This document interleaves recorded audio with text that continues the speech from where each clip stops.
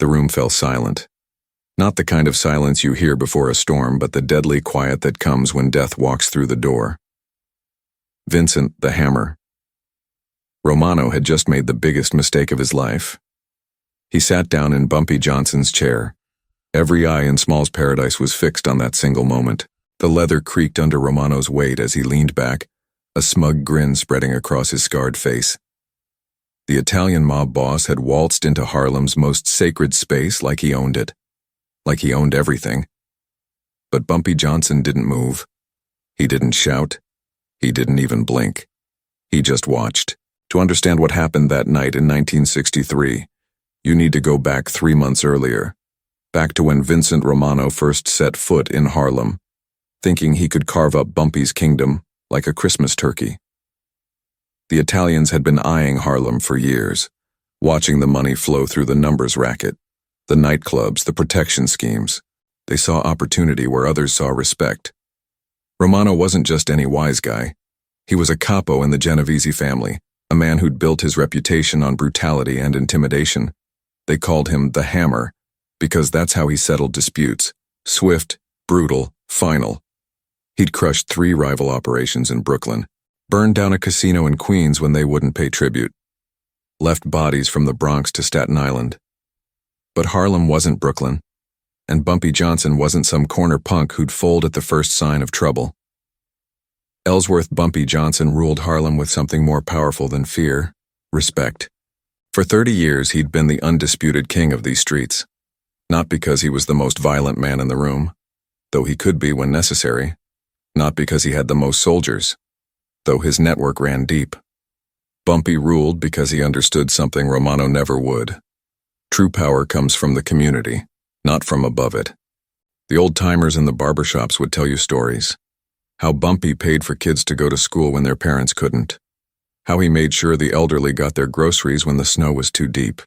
How he kept the hard drugs out of the elementary school zones even when it cost him money.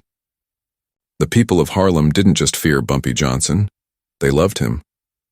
And that love was about to become Romano's worst nightmare. The tension had been building for weeks.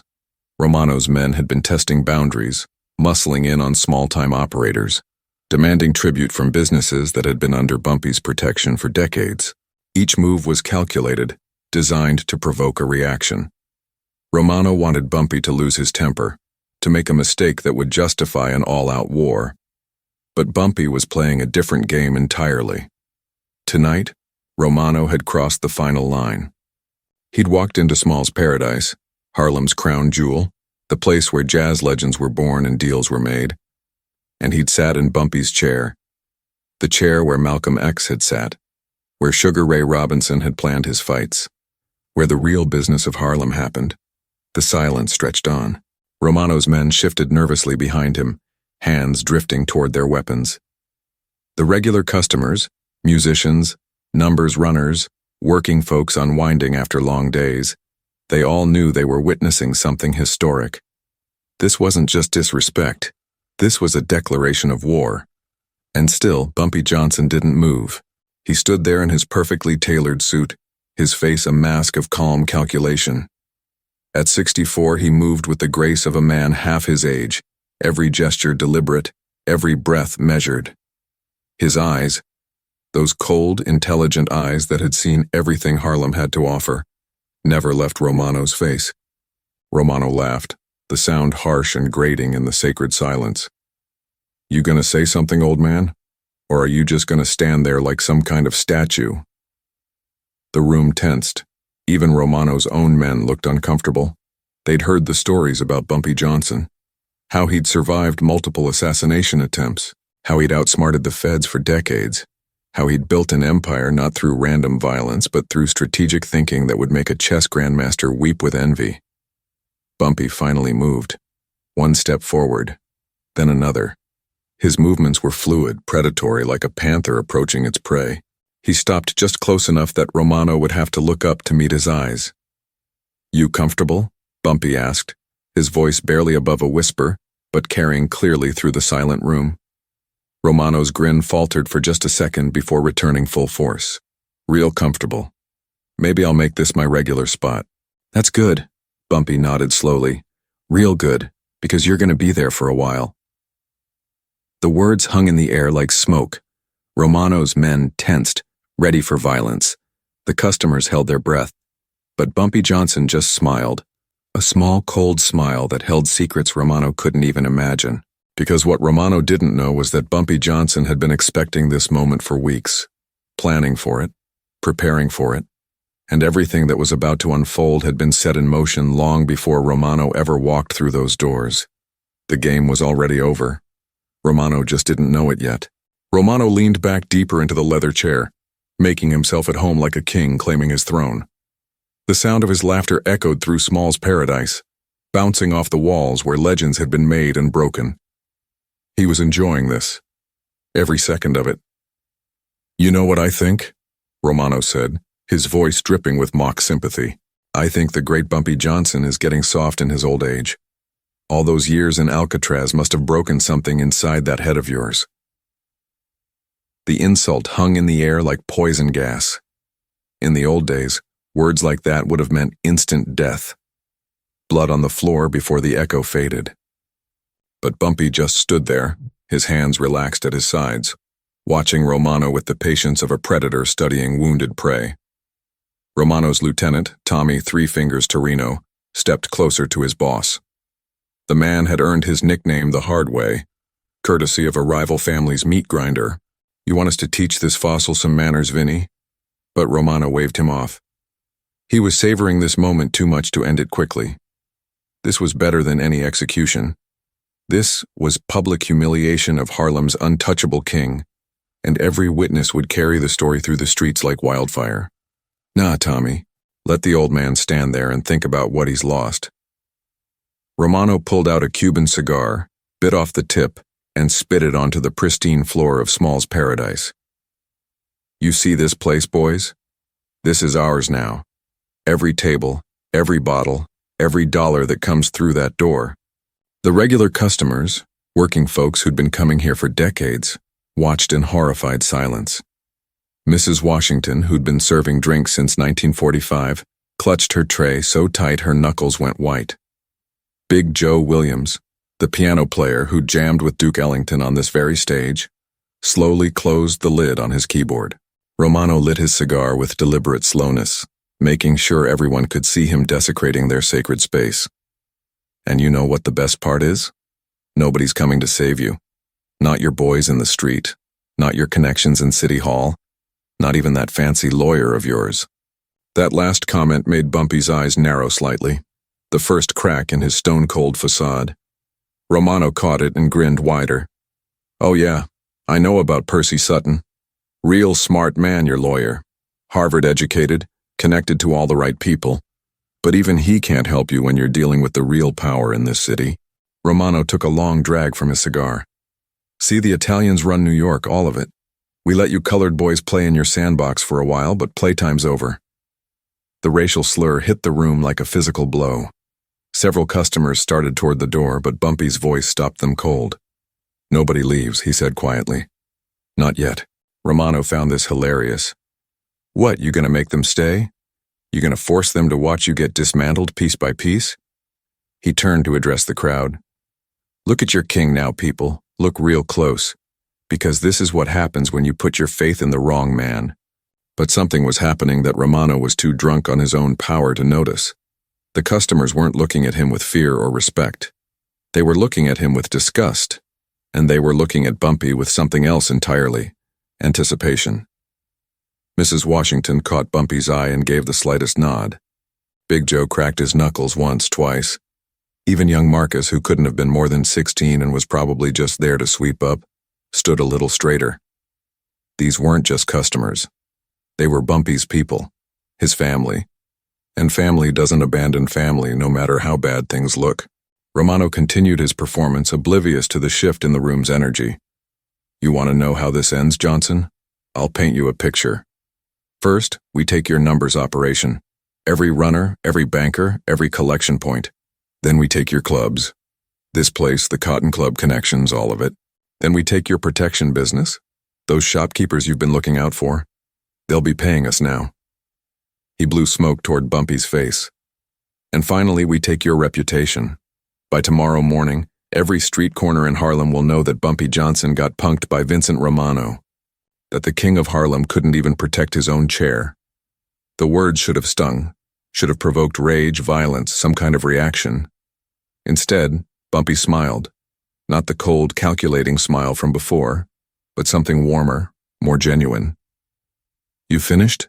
he asked. Romano blinked, thrown off by the unexpected response. "What?" "I asked if you were finished with your speech, because I've got something to say and I'd hate to interrupt." The Italian mob boss's face darkened. This wasn't how it was supposed to go. The old man should be begging, pleading, offering territory in exchange for his life. "You got something to say? Then say it." Bumpy nodded slowly, then reached into his jacket pocket. Romano's men tensed, hands moving toward their weapons, but what Bumpy pulled out wasn't a gun. It was a folded piece of paper. "3 months ago," Bumpy began, his voice carrying easily through the silent room. "When you first started making noise about coming into my territory, I made some calls. Old friends, you might say, people with long memories." Romano's confidence faltered slightly. "What the hell are you talking about?" "I'm talking about Philadelphia, Vinny. Summer of 1959. You remember Philadelphia, don't you?" The color drained from Romano's face like water from a broken dam. His lieutenant Tommy looked confused, but Romano understood perfectly. The cigar trembled between his fingers. "That's right," Bumpy continued, unfolding the paper with deliberate care. "I know about the Torino family warehouse. I know about the missing money. And I know what really happened to Michael Torino." Tommy's head snapped toward his boss. "Vinny, what's he talking about? What about my cousin Michael?" But Romano couldn't speak. His mouth opened and closed like a fish gasping for air. "See, everybody thinks Michael Torino died in that warehouse fire," Bumpy said conversationally. "Tragic accident, they said. Electrical problem. But the thing about fires, Vinny, is they don't usually steal $200,000 in family money before they start burning." The room was dead silent now. Even Romano's men were staring at their boss with growing suspicion. "You want to know the really interesting part?" Bumpy took a step closer. "Michael Torino didn't die in that fire. He made it out. Been living quiet in Detroit ever since, and he's got some very interesting stories to tell about his cousin Vincent." Romano tried to stand, but his legs wouldn't support him. He fell back into the chair, Bumpy's chair, looking like a man who'd just seen his own grave. "You're lying," he whispered. Bumpy held up the paper. "Phone number's right here if you want to call him yourself. Or maybe you'd prefer to call your Uncle Salvatore. I'm sure he'd love to hear how his nephew has been funding his operation with stolen family money." That's when Romano realized the trap he'd walked into. This wasn't just about Harlem. This wasn't just about territory or respect. Bumpy Johnson had been playing a game that started long before tonight, and Romano had been a pawn from the very beginning. They thought they'd cornered the king. They were wrong, because the game was just getting started. Block 3. The strategy, rising action. The silence in Small's paradise stretched like a taut wire ready to snap. Romano sat frozen in Bumpy's chair, the stolen family money revelation hanging over him like a death sentence. His men exchanged nervous glances, their loyalty suddenly feeling less certain than it had 5 minutes ago. But Bumpy Johnson wasn't finished, not even close. "Tommy," he said, addressing Romano's lieutenant directly. "You seem like a smart man. Family man, probably. Got kids?" 3 fingers. Tommy nodded cautiously, unsure where this was heading. "Then you understand loyalty," Bumpy continued, his voice carrying the weight of absolute authority. "Real loyalty, the kind that runs deeper than money or fear, the kind that makes a man protect what's his no matter the cost." Romano finally found his voice. "What do you want?" The question hung in the air like smoke. What did Bumpy Johnson want? Everyone in that room thought they knew the answer. Money, territory, respect, the usual prizes that men kill for in their world. They were all wrong. "I want you to understand something, Vinny," Bumpy said, folding the paper and sliding it back into his jacket. "You came into my house tonight thinking you were taking my throne. But you never asked yourself the most important question. What question? Bumpy's smile was razor sharp. Why was I standing here alone? That's when Romano realized what he should have noticed the moment he walked in. Where were Bumpy's men? Where were his bodyguards, his enforcers, his soldiers? For a man of Bumpy's stature to be unprotected in his own territory made no sense.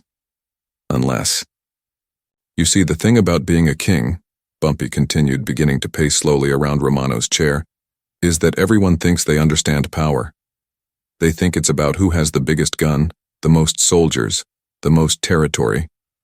But real power is about information and patience, and knowing exactly when to use both. As if on cue, the front door of Small's paradise opened. 3 men walked in, moving with the quiet confidence of professionals. They weren't Bumpy's usual crew. These were different, older, more dangerous. They took positions around the room with military precision, cutting off every exit. Romano's men reached for their weapons, but Bumpy raised a hand. I wouldn't, he said calmly. These gentlemen aren't here for you. They're here for someone else entirely. The lead man, tall, silver-haired, wearing a suit that cost more than most people's cars, walked directly to Bumpy and whispered something in his ear. Bumpy nodded once, then turned back to Romano.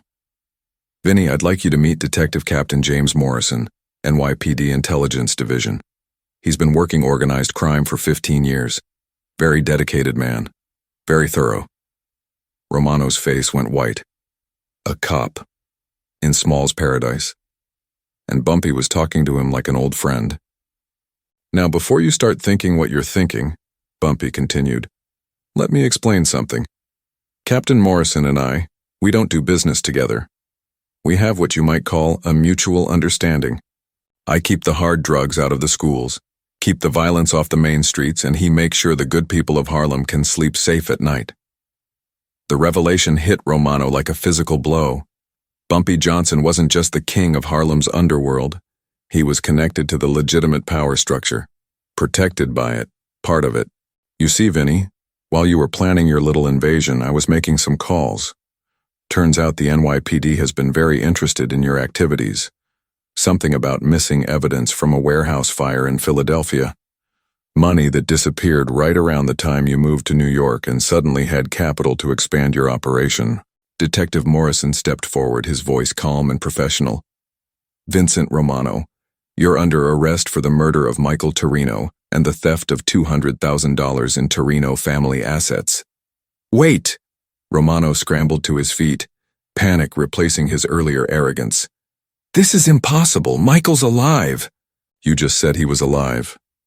Bumpy's smile was cold as winter steel. I said he made it out of the fire. I never said he stayed alive. The truth hit Romano like a sledgehammer. Michael Torino had survived the warehouse fire, had probably even made it to Detroit, just like Bumpy said. But somewhere along the way, someone had caught up with him. Someone who couldn't afford to let loose ends remain loose. The beauty of the truth, Vinny, Bumpy said, is that it has a way of surfacing eventually. Michael kept records, detailed records, about the money, about who took it, about who threatened him to keep quiet. Those records found their way to the right people at exactly the right time. Romano's Lieutenant Tommy was backing toward the door, his loyalty evaporating like morning mist. The other Italian soldiers followed suit, suddenly remembering urgent business elsewhere. In their world, getting arrested was one thing. Getting arrested with evidence was a death sentence. You can't do this, Romano snarled, but his voice cracked with desperation. I'm a made man. I got protection. You had protection, Bumpy corrected. Past tense. See, while you were busy planning to take my chair, I was having conversations with your Uncle Salvatore. Very interesting conversations.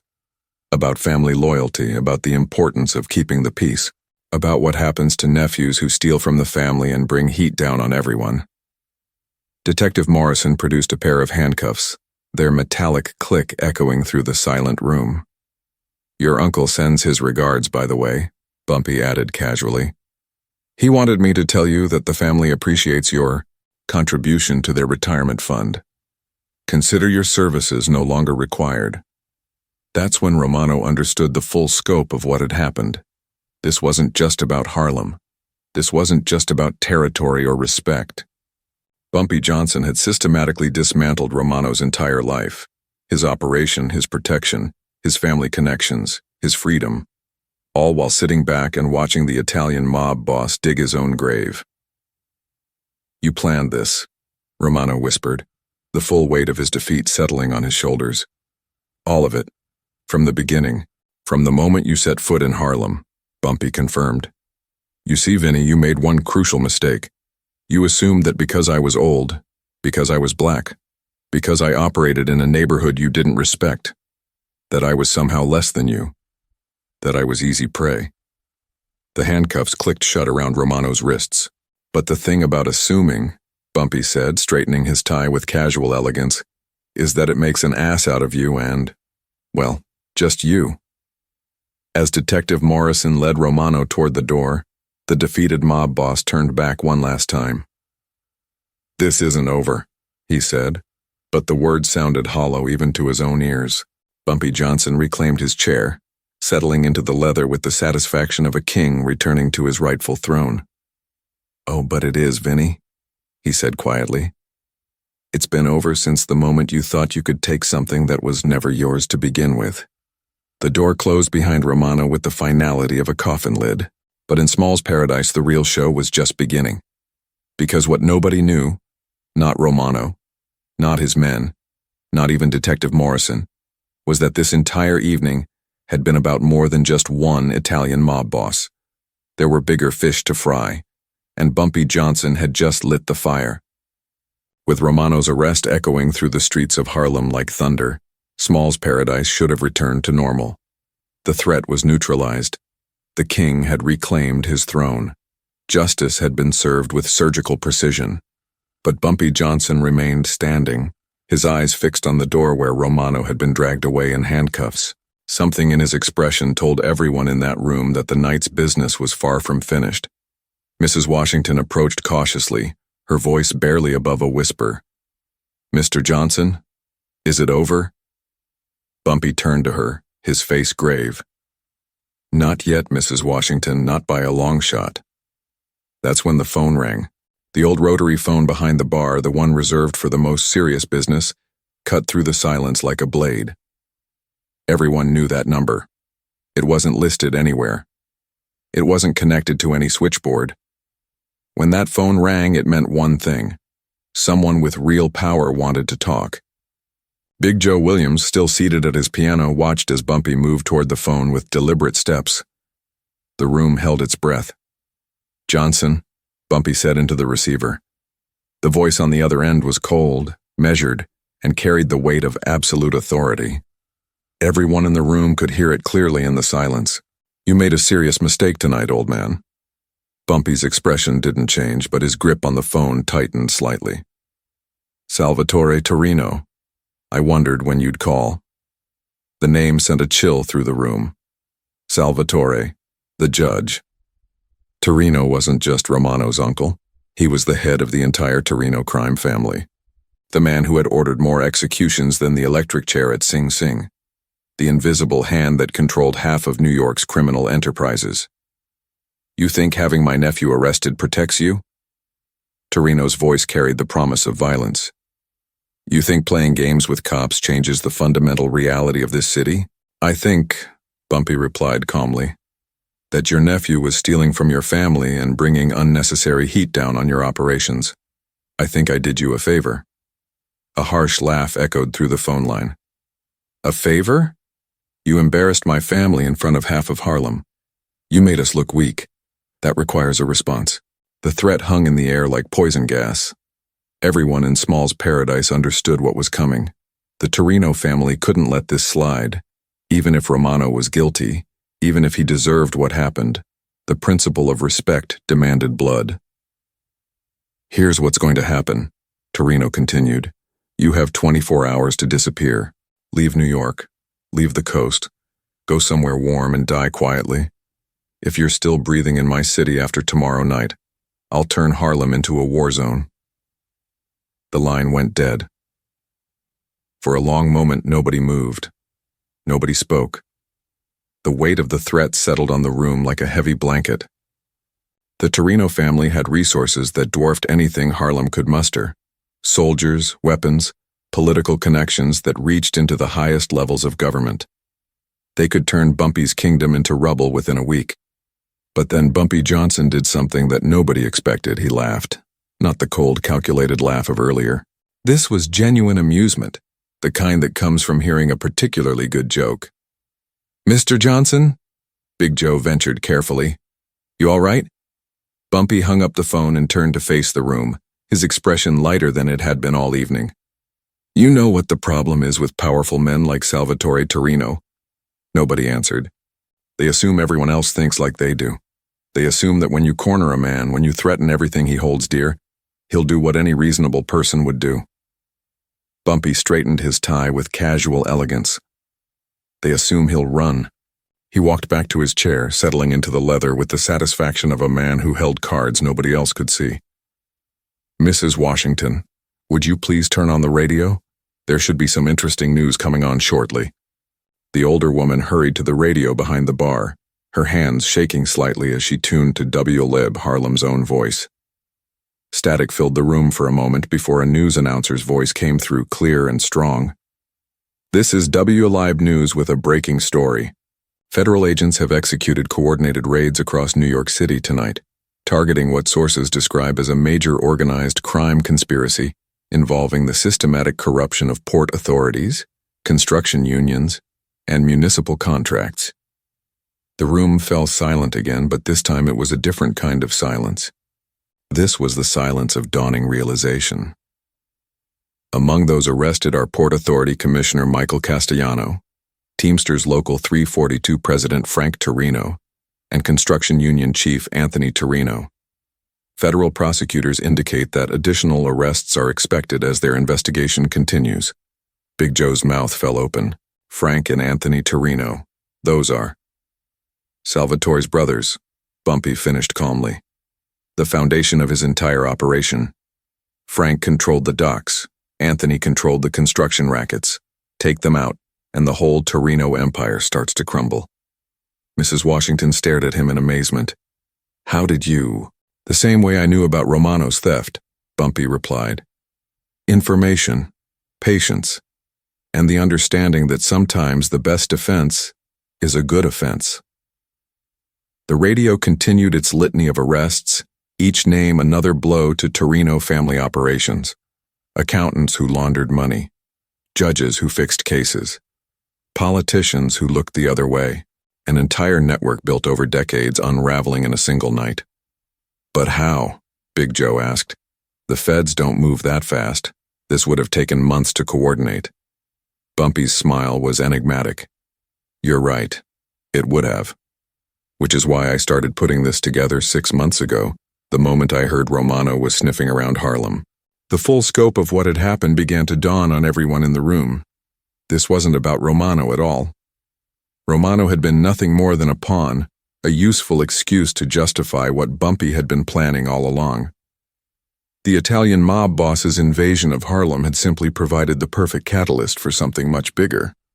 "You see," Bumpy continued, "Salvatore Torino made the same mistake his nephew made. He assumed that because I operated in Harlem, because I was older, because I didn't have his resources, that I was somehow limited in my thinking. He never considered that I might have friends in places he never thought to look." As if on cue, the front door opened again. But this time it wasn't Detective Morrison who walked in. It was FBI Special Agent Robert Kennedy, not the famous Kennedy, but a man whose reputation in organized crime circles was just as fearsome. "Mr. Johnson," Agent Kennedy said with professional respect, "I wanted to thank you personally. Your information was invaluable in breaking this case." The revelation hit the room like a thunderbolt. Bumpy Johnson wasn't just connected to the NYPD. He was working with the federal government. "Agent Kennedy," Bumpy replied graciously, "I trust everything went smoothly." "Like clockwork. We'll have warrants out for Salvatore Torino within the hour. By tomorrow morning, the entire Torino organization will be either in custody or running for cover." That's when the phone rang again. The same phone, The same cold ring that had carried Salvatore Torino's threats just minutes earlier. But this time, when Bumpy answered, his voice carried the weight of absolute victory. "Johnson." The voice on the other end was different now, smaller, desperate. Gone was the cold authority, replaced by the hollow sound of a man watching his empire crumble. "You son of a bitch," Salvatore Torino whispered. "You destroyed my family." "No," Bumpy replied calmly. "I protected mine."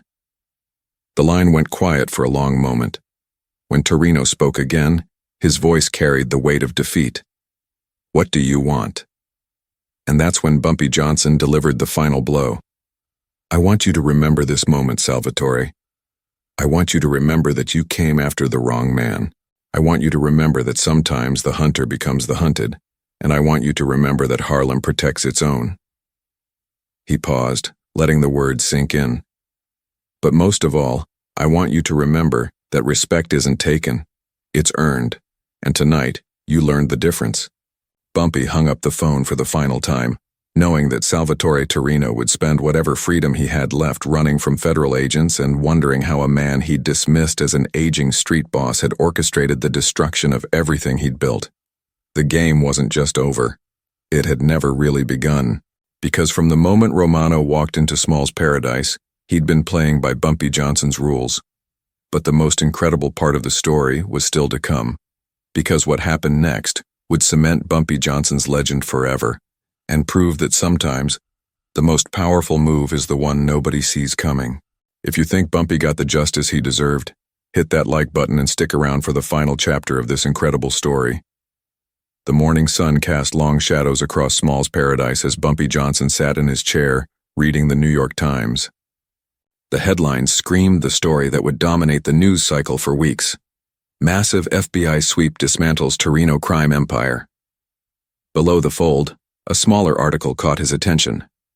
Vincent Romano found dead in cell. Bumpy folded the paper carefully, his face betraying no emotion.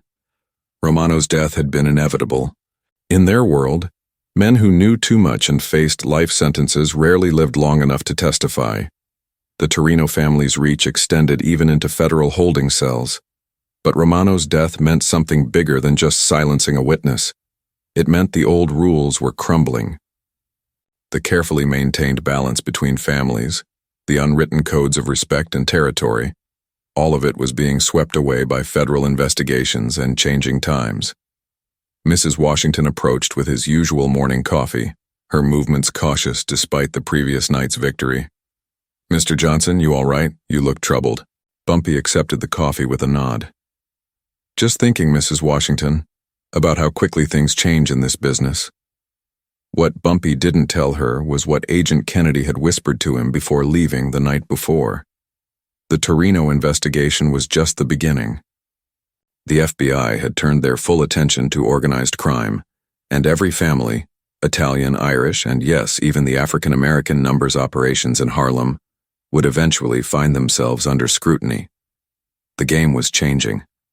The question was whether Bumpy Johnson could change with it. The bell above the door chimed, and Detective Morrison walked in, his expression grave. But this wasn't the same man who had arrested Romano 12 hours earlier. This Morrison looked tired, defeated, like a man carrying news he didn't want to deliver. "Mr. Johnson," Morrison said quietly, removing his hat. "We need to talk." Bumpy gestured to the chair across from his own. Not Romano's chair, but a smaller one that had always been reserved for serious conversations. Morrison sat heavily, his shoulders sagging under an invisible weight. "It's about Salvatore Torino," Morrison began. "He's gone." "Dead or disappeared?" Bumpy asked, though he already knew the answer from Morrison's expression. "Disappeared, sometime during the night. Federal agents hit his compound this morning and found it empty, clean as a whistle. No evidence, no records, no trace he was ever there." Bumpy sipped his coffee thoughtfully. Man like Salvatore doesn't run unless he's got somewhere safe to go. Somewhere the feds can't reach. "Sicily," Morrison confirmed. "At least that's what our sources believe. He's got family there, old connections that go back generations." The kind of protection that money can't buy but blood can guarantee. The implications hung in the air between them. Salvatore Torino, wounded and humiliated, was now beyond the reach of American justice. But more importantly, he was in a position to plan his revenge without federal interference. "There's more," Morrison continued. Before he disappeared, Torino put out contracts, big ones. "Word on the street is he's offering $500,000 for your head, and another $500,000 for anyone who can make Harlem burn." The amount was staggering. In 1963, $500,000 was enough to buy armies. It was enough to turn longtime allies into enemies, to make desperate men do unthinkable things. But Bumpy's expression remained calm, almost serene. "$500,000, you say? That's flattering. I didn't know I was worth that much to him." Morrison leaned forward, his voice urgent. "This isn't a joke, Bumpy. Torino's got connections we can't touch. Sicilian families with roots that go back centuries. They play by different rules and they never forgive. Never forget." "I know," Bumpy replied quietly. "I've been expecting this." That admission surprised Morrison. "You knew he'd escape?" "I knew he'd try. Men like Salvatore Torino always have escape plans. Multiple identities, safe houses, boats waiting in international waters. You don't build an empire without preparing for its fall." Bumpy set down his coffee cup with deliberate care. "What I counted on was having enough time to prepare my own response." Morrison's eyes narrowed. "What kind of response?" Before Bumpy could answer, the phone rang.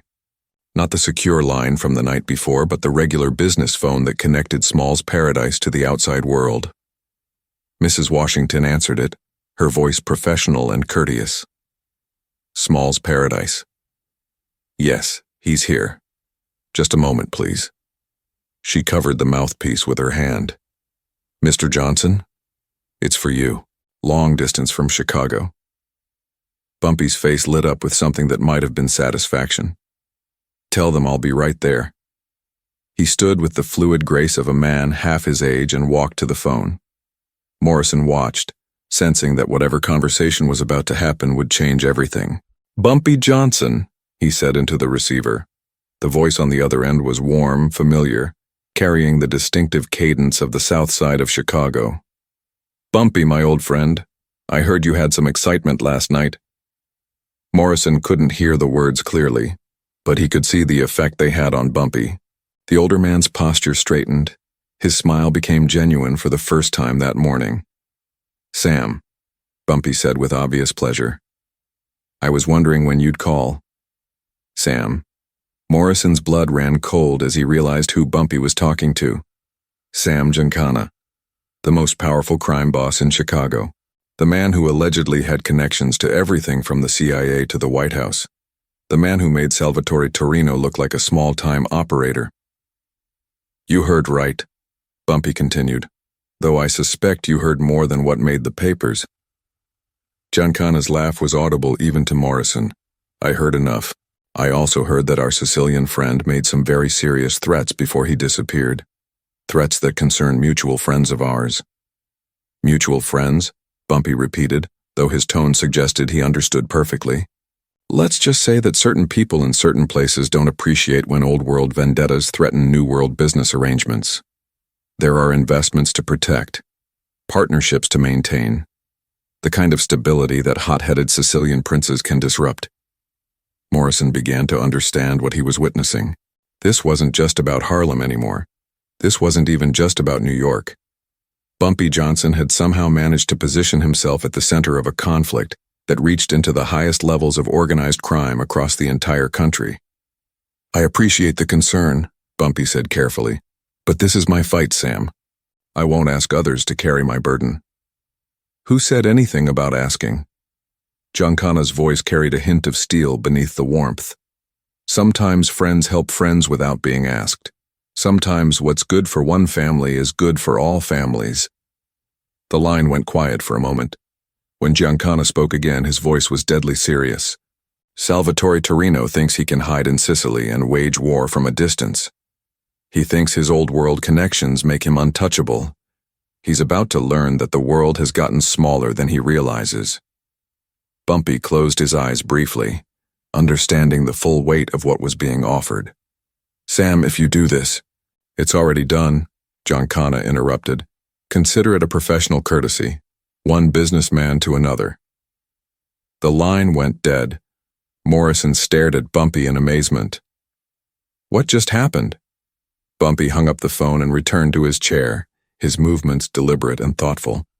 "Justice, Detective Morrison, just a different kind than what you're used to." But even as he spoke those words, Bumpy knew that what had just been set in motion would have consequences far beyond Salvatore Torino's fate.